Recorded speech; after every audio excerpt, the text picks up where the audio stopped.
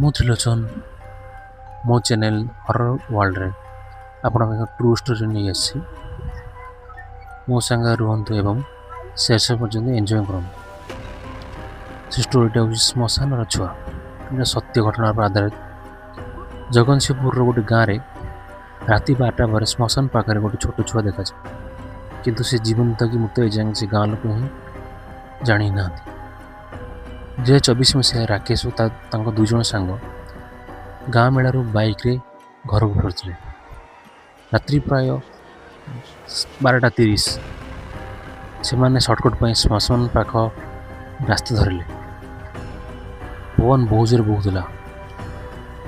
ଚାରିପଟେ ସନ୍ନାଟା, ପୁରା ଅନ୍ଧାର। ହଠାତ୍ ବାଇକ୍ର ହେଡ଼ଲାଇଟ୍ ଆଗରେ ଗୋଟେ ଛୋଟ ଛୁଆ ଦେଖାଗଲା। ଧଳା ରଙ୍ଗର ଡ୍ରେସ୍ ପିନ୍ଧିଥିଲା ଆଉ ରାସ୍ତା ମଝିରେ ଶାନ୍ତ ହୋଇ ଛିଡ଼ା ହେଇଥିଲା। ରାକେଶ ବ୍ରେକ୍ ମାରିଲା। ଏତେ ରାତିରେ ଏଠାରେ କ'ଣ କରୁଛ? ସେ ପଚାରିଲାରୁ ଛୁଆ ଧୀରେ କହିଲା, ସେପଟେ ମୋ ଘର, ମୋତେ ଛାଡ଼ିଦିଅ। ସାଙ୍ଗମାନେ ଭୟରେ ଥରୁଥିଲେ, କିନ୍ତୁ ରାକେଶ ତାକୁ ବାଇକ୍ରେ ବସାଇ ଦେଲା। କିଛି ଦୂର ଗଲା ପରେ ବାଇକ୍ ହଠାତ୍ ବନ୍ଦ ହୋଇଗଲା। ଚାରିପଟେ ଭୟଙ୍କର ଶାନ୍ତି।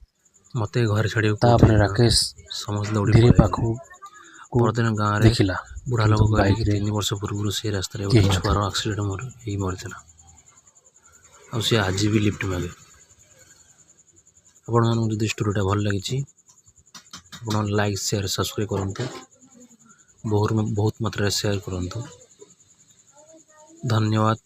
ଜୟ ଜଗନ୍ନାଥ।